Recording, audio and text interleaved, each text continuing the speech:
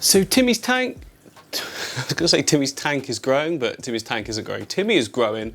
The tank looks so, so good. I absolutely love it. It's probably one of the most successful sort of above water and below water tanks I've ever done.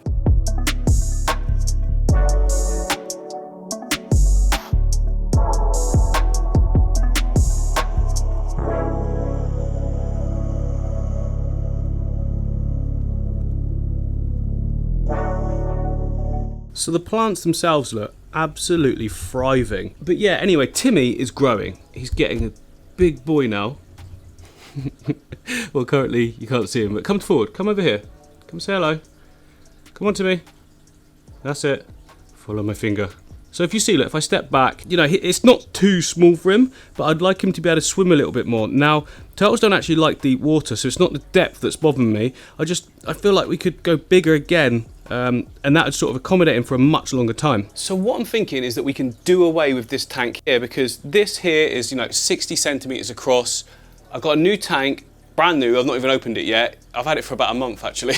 It can fit nicely on top of here, give an extra 20 centimeters or so, so it'll be about that wide.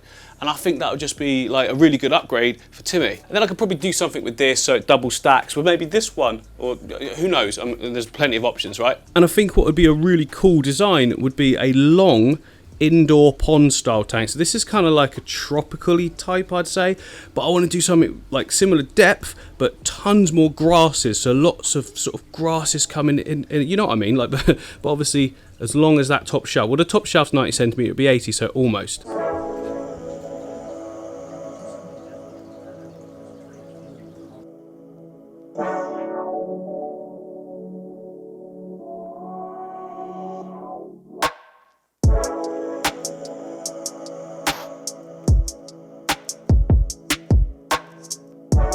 But of course, Ember is the next in line, so I'm going to do a really cool setup for Ember. I think what I'm going to do, because I can't find any actual mates for Ember at the moment, I don't know why, there just doesn't seem to be any available. Not the right size anyway, I want to get sort of more adult ones. So I'm just going to do a really cool setup, and then hopefully as we go along, we can add new friends to Ember's tank.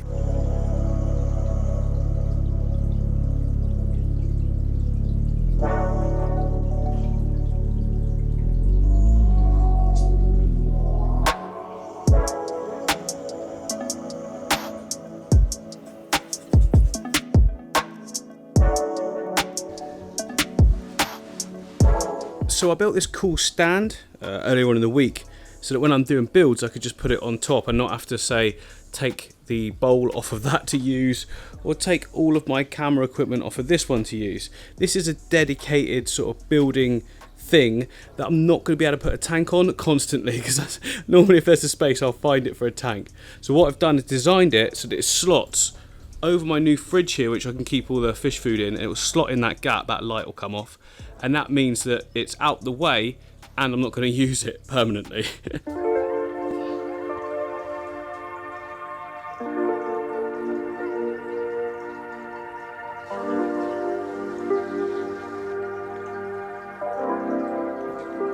So you will obviously notice that due to the weight, everything's tilting inwards, but you know what? Don't bother me.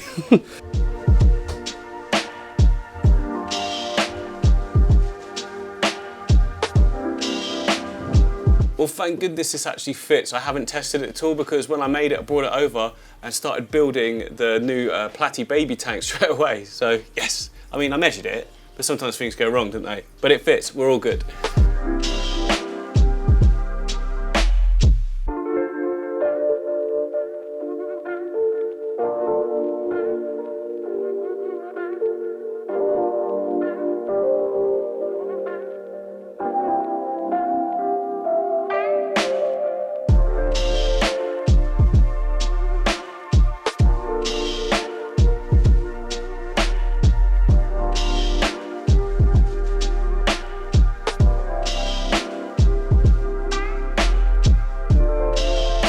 So the Discus tank's now been set up for nearly 2 weeks. It's doing so good. I'm really happy with that. If there's ever a tank you wanted to get off to a flying start, it was my Discus tank. So planted tanks that have higher temperatures, like Discus temperatures, are actually more difficult than the cooler ones, because everything's sort of sped up.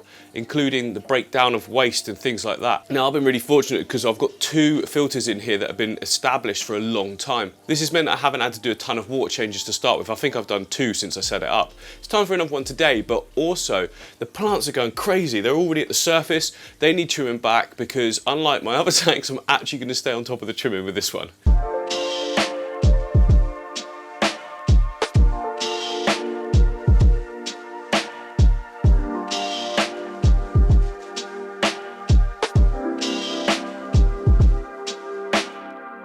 So there's a number of ways we can tackle this. Some people just like to start hacking, just go right down low, sort of reset everything.